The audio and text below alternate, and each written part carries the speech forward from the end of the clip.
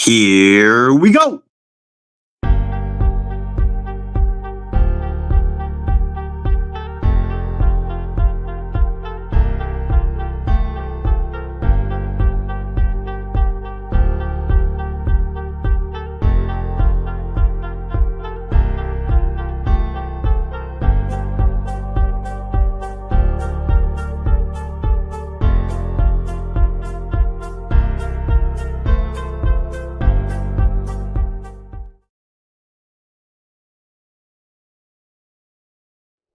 But I said, if you gave me Mahomes, if you gave me Lamar Jackson with his great legs and Mahomes' great arm, or you gave me Baker Mayfield, who would I want? I would want Baker Mayfield, and the reason why is because Baker Mayfield... I really think that now this is the worst case scenario for the San Francisco 49ers, is that they're going to have to cut ties with Jimmy Garoppolo if I were them. What? Oh my God! Whoa, man! In any event, Kyle Gibson is definitely my NL Cy Young Award winner. Rock on, Gibby. And even no way! Oh my God!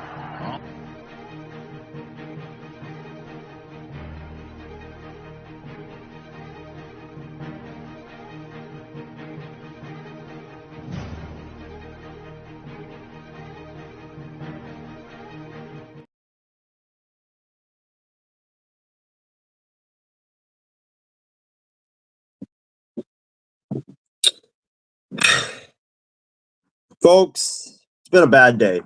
Not going to lie. It's been a really bad day. You know, I woke up this morning, put on this gorgeous shirt of the Philly Fanatic in anticipation that it was going to be a blazing red party at New York, but instead it turned out to be a orange and blue Oktoberfest in New York. It turned out to be a Mets home run parade and a Grimace party in New York. And, you know, the Phillies are now on the brink of elimination. They're on the brink of this amazing team getting knocked out in the very first round that they play in. We'll have more to talk about that in a bit, but yeah, it's been a bad day, but there's been a lot of stuff going on in sports. We've had the Dodgers-Padres game, similar to the Phillies. The Dodgers are now on the brink of elimination. Padres are one win away from going to the NLCS. And also we'll talk about, you know, the big news in the NFL that Robert Saleh has gotten fired by the New York Jets. You know, everybody went to bed last night thinking that Davante Adams, because he had an interview with Kay Adams on her show, everybody went to bed thinking, oh my God, Davante Adams is going to be traded and he possibly will be traded to the New York Jets. I woke up this morning and bam, it wasn't Davante Adams. It was Robert Saleh getting fired by the New York Jets. We'll talk about that. Then we'll get in some notable games from week 5 of the NFL season and make our week 6 picks, as well as some big takeaways, because guess what? Basketball is back, baby, or preseason basketball is back. And then we'll get into like a short preview of, you know, the NHL. As my guy Macklin Celebrini is back on the ice, and it should be a very fun season on the ice this year. A lot of stuff to look forward to on the ice. So buckle up. We've got a great show for you guys. Get your popcorn ready because it's going to be an amazing show. We might have some of my fellow colleagues here on the network dropping by just to say some stuff here tonight. And yeah, we'll get it going. But before I get into the show, if you guys like what you guys are hearing and like what you're seeing, especially this gorgeous, gorgeous shirt of the best mascot in the MLB, go ahead and give us a like and a follow, comment whatever comments that you may have for the program and for me on this show, and I'll do my best to read it live on the air. And also, please, guys, give us a follow on the MI6 Sports Network as well as the IM6 Network. We would really, really greatly appreciate it. Welcome into another edition of Sports Weekly. By the way, my name is Isaiah Leong. It's going to be a fun and fascinating show. So let's get it going here tonight, and let's get into the ML. Let's start in the baseball world, MLB, where we had two NLDS games and both games. I mean, in fact, every game of these NLDS and ALDS has absolutely lived up to the hype thus far. You talk about what happened yesterday in Cleveland with the Guardians and the Tigers. The Tigers behind Tarek Skubal's 7 amazing innings. And Kerry Carpenter's late 3-run homer off of Emmanuel Clase, one of the most dominant relievers in all of baseball this year. They go into Cleveland, shock the Guardians, and now that series is tied 1-1, heading back to Detroit. So the Tigers' magical run continues. You've had the Dodgers and Padres tied 1-1. The Phillies and Mets. Phillies an amazing comeback in game 2, tie it 1 game apiece. And then the Yankees and Royals. Who expected? I think that was the most least expected result of last night was the Yankees losing to the Royals. Like, we thought that, okay, Royals are a young team. They're a young up-and-coming team. You know, this year, like, they've already accomplished a lot. They've already overachieved. But I think a lot of people, including myself, thought, like, okay, that with the Yankees, it's in Yankee Stadium, you know, the allure of Yankee Stadium, that the Royals were just, it's going to be too big of a moment for them. But the Royals proved us wrong. And I got to give them a lot of credit and a lot of love for that. The Royals, you know, what Salvador Perez, the steady veteran, delivering in the clutch with the home run. So absolutely an amazing game by the Royals, and that series is 1-1. So every series of these DSs has been tied 1-1. It should be a very amazing DS moving forward. I could see every series going to 5 games, and just being one of the best postseasons we've ever seen in a very, very long time. So, Phillies and the Mets opening up game 3 at Citi Field. The Phillies coming back in a lot of ways and walking it off. Nick Castellanos with a walk-off RBI double to take game number 2. Well, they squared off at Citi Field, and let me just say, Sean Manaea was absolutely amazing. The bullpen for the Mets did give up a couple of runs, but they were pretty rock solid. The Phillies' offensive woes continue, and the New York Mets, behind home runs from Pete Alonso and Jesse Winker and timely hits from Jose Iglesias and Francisco Lindor, they take game 3 in a pivotal game 3. They take it by a final score of 7-2. And folks, you know, my thoughts on game 3, you guys know I'm an avid Phillies fan, but my thoughts on game 3 is I got a lot of stuff to get off my chest. But my thoughts on game 3 is the Philadelphia Phillies are in trouble. They're in trouble. And, you know, it's the same issues that have plagued us every freaking postseason the last 3 years. And that is the offense goes cold, our high-priced bats all don't hit, and then our starting pitchers cannot stop giving up home run after home run after home run. And then our bullpen. I mean, our bullpen was supposed to be one of the most improved units on this ball club. You know, you added Estevez, you have depth, you have a closer now, you have depth behind him with Jose Alvarado and Jeff Hoffman and Matt Strom and Orion Kirkering, but the bullpen just hasn't gotten it done. And, you know, they've given up 13 runs in 9 innings. Let me just have you guys think about that for a second. 13 runs in 9 innings. You're not winning any single game, let alone postseason games, giving up that much. In 9 innings, you give up 13 runs. That's just pathetic. The bullpen, like all these guys that were supposed to be stout, Estevez, Hoffman, Kirkering, like they've all taken turns to be downright putrid. And, you know, I think for the Philadelphia Phillies, I think that, you know, they're in a lot of trouble because you're going into game 4 Citi Field. Citi Field's going to be absolutely rocking tomorrow night. Quintana's going for the New York Mets. The Phillies have had a lot of issues this year against left-handed pitching. it's just setting up to be a massive disaster for the Philadelphia Phillies. Oh, and by the way, you're not to mention, you're starting Ranger Suarez. You're not starting Zach Wheeler. You're not starting Aaron Nola. You're not starting Christopher Sanchez. You're starting Ranger Suarez, who had a really good start to the season. He's tapered off. He's been very inconsistent. He finished the season with a 5-point-something ERA. You're starting him against the Mets. Are you serious? That is just a recipe for massive disaster if you're the Philadelphia Phillies. Like, I don't get this team. I really don't. Like, how many players do we have making $25+ million a year? Schwarber, Castellanos, Harper, Real Muto, to name a few. Boom. He's not making that much, but still, he's a key contributor. Like, you have all these stars on this team, and we're just not hitting. We're not hitting. We're not performing. It's just pathetic to watch right now.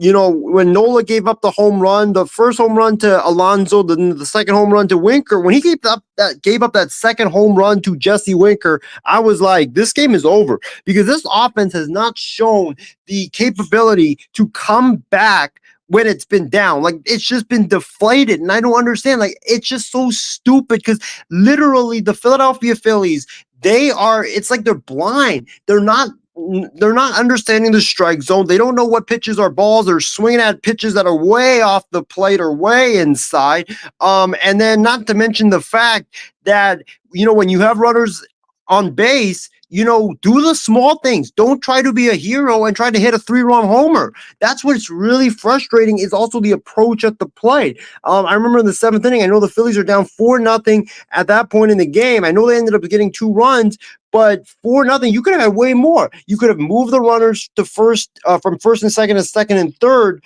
and got easy runs that way. But instead, we go try to swing a 3-run homer, and then we end up striking out, and then it's just an unproductive at bat. So the Philadelphia Phillies, they got to figure it out. They have to figure out, this cannot end this way for the Philadelphia Phillies. You're making too much money, and you have had an amazing season for it to end this way. It cannot end this way tomorrow afternoon in New York City. It just cannot end this way for the Philadelphia Phillies. They got to figure it out. If you're Rob Thompson, I think you got to go like a Game 7 approach. I think that, Ranger Suarez, he's got to have a very, very short leash tomorrow, and then you go straight to the bullpen any first sign of trouble that you see. I think that's what you got to do if you're Rob Thompson. The bats got to get it going early. You got to get it going early, because if you get down early, then the doubt is going to creep into your mind, like, oh crap, here we go again. We're screwed. You got to get up early. And Rob Thompson, any sign of trouble, you have got to just pull Ranger Suarez and go to the bullpen, because this is a winner take all. I mean, this is a game that is basically, your season is on the line, and it cannot end like this. And so hope the Phillies win tomorrow. Hopefully we could pull it out, hopefully the Philadelphia Phillies the Philadelphia Phillies can make the Mets go like this tomorrow, and make the Mets go like this for the rest of the series. We shall see, but just an embarrassing part by the Phils tonight. The bullpen, I mean, I don't know what's going on. I don't know what's going on with the bullpen. Game 1, it was Kirkering and Hoffman that just laid an egg and crapped the bed. Tonight, Estevez gave up a couple of runs in Game 2. Gave up the 2-run bomb to Vientos after the Phillies taking a 6-4 lead in the 9th. I don't know. I really, really don't know right now. They got to figure it out, because this cannot end like this, especially with how talented that this team is. It cannot end like this. No way in hell. If it ends like this, there will be major changes. I guarantee you that, because for you to have this talented of a team, for you to have this great regular season, win the division for the first time in a very long time, for you to do all that just to stink it up in the first round of the playoffs that you play in and lose in the first round, there should be massive changes in Philadelphia if the Phillies end up losing tomorrow or lose Game 5. because that's the problem. We don't care about the regular season. The playoffs are what we care about, and the first chance you get to play in the playoffs, you stink the bed. And let's face it, the issues have started ever since the Phillies went to London. I think ever since the Phillies went to London, I read somewhere the New York Mets are 20 games above 500. The Philadelphia Phillies are 2 games above 500. There's your difference right there. The Phillies peaked early, and guess what? In the second half of the season, they have looked like a team that should have been a wild card team, which is what they are. They fell back down to earth, and boom, and now you see what's going on. So, this cannot end like this. This just cannot end like this. I can't emphasize it even more. This cannot end like this for the Philadelphia Phillies. They have got to get their act together. Rob Thompson, pull it together.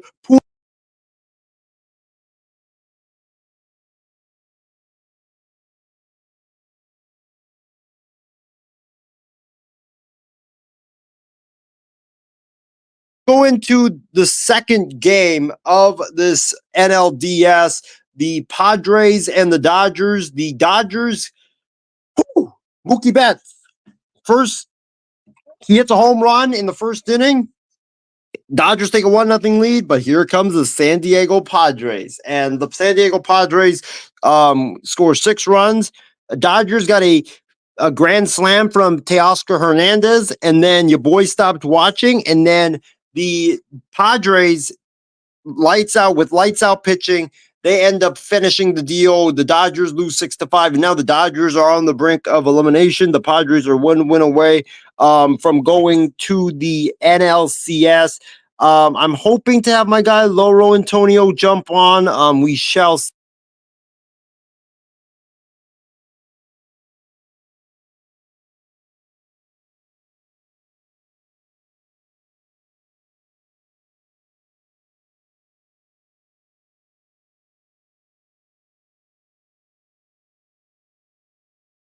The Dodgers, they're in trouble, just like the Philadelphia Phillies. They are in trouble, and they might be in worse trouble than the Philadelphia Phillies.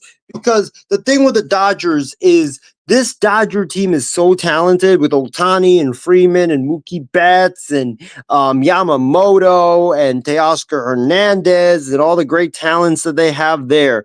But the problem with the Dodgers is that the Padres are in the Dodgers' heads, and the Padres run the Dodgers' minds. And that's the problem with the Dodgers. It's basically deja vu from 2 years all over again. And the Dodgers are being haunted by their playoff struggles. And also the issue is they don't have enough starting pitching. That's what I said. The Dodgers have Jack Flaherty and Yoshinobu Yamamoto, and that's it. After that, it's a bunch of unknown. Walker Buehler is not the same guy. And then after that, who's after Walker Buehler? It's either a bullpen game or it's a guy named Landon Knack, who has never pitched in the postseason. And that's why I picked the San Diego Padres to beat the Los Angeles Dodgers, because I said that the Padres have the pitching. They have the depth on the pitching. For the Dodgers, they don't have starting pitching, and that's what's going to hurt the Dodgers. And I'm going to tell you this right now. If the Dodgers lose this series, if they lose Game 4 tomorrow night, Roberts will be fired by the Dodgers. You can book that right now. Dave Roberts will no longer be managing the Los Angeles Dodgers if the Dodgers lose this series, because they got to blame someone. You can't have all this talent, and it's like the Phillies. You can't have all this talent and lose in the first round. That is an utter embarrassment. They have to blame someone, and they're going to blame the manager. And you know what? Dave Roberts has had 9 seasons as the Dodgers manager with all this great talent. He's produced just 1 World Series title. And with Ohtani and Freeman and Betts, you can't blame anything else. So you have the talent there. The offense, I know, is not producing, but you're not going to cut Ohtani. You're not going to cut Freeman. You're not going to cut Mookie Betts. The one thing that's cuttable is Dave Roberts. And, you know, Dave Roberts is on the verge of getting fired. And I think that for the Dodgers, it just goes back to the same issues like last year. The offense is not hitting. They're not coming up with timely hits, and they have no pitching whatsoever. That's the problem with the Dodgers. The pitching gets off to a rough start. The lineup can't help them recover because they just don't hit. And the Padres are just the better team pitching-wise, and that's why they're dominating. That's why you're seeing the Padres dominate the last two games of this series. It's because the pitching, the bullpen, they have just dominated the Dodgers, and the Dodgers just don't have any answers whatsoever for the Padres pitching. So, and Dave Roberts, I think, just said in his post-game press conference that they're doing a bullpen game. Are you serious? You're doing a bullpen game? Like, this just shows why and how the Dodgers lack starting pitching, right? You're doing a bullpen game in a absolutely super crucial must-win game tomorrow. That just sounds like a recipe for disaster if you're the Los Angeles Dodgers. You're going to go bullpen game in the most important game of the season. You got to be kidding me, man. If I'm the Dodgers right now, and I know Yamamoto's coming back from injury, I am pitching him on short rest. That's what I'm doing. I know that you might jeopardize his elbow, yada, yada, yada, but this is, you got to win a World Series with this talent. You cannot lay an egg and lose in the first round. I would pitch Yamamoto. It sucks that Glass now went down. Maybe why not try Bobby Miller? I mean, he's got electric stuff. Why not throw Gavin Stone? I don't know. Do something, Dave Roberts. Your bullpen has just shown that, it's been inept, and you can't go into a pivotal game like this doing a bullpen game. You just cannot do that. And so I don't know. It just feels like this is the same thing, deja vu from a couple years ago. Dodgers haven't been able to recover, and I don't know if they'll be able to recover because, like I said, this is why, the Phillies losing was very crippling, and the Dodgers losing is very crippling because you're going into an elimination game in the opposing team's home field, and it's going to be rocking. They have all the momentum right now, and momentum is a big thing in the playoffs. So for the Dodgers, they're in real massive trouble, and I don't know how they're going to recover from that. The offense is not hitting, they're not pitching well, and they don't have what's more problematic, and they don't have the depth in the starting pitcher department to be able to get out of this hole. So, and the offense just is in a rut. So we'll see what happens. But wow, Dodgers are in trouble. Phillies are in trouble. That's why we love baseball. That's why we love the postseason. Everybody's in trouble. All the big boys are in trouble right now. And